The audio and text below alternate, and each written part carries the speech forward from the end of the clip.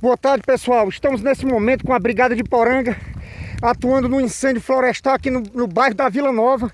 Um incêndio criminoso que já queimou bastante.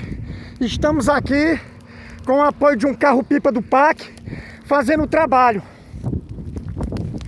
Mas é um negócio perigoso e o negócio tá sério.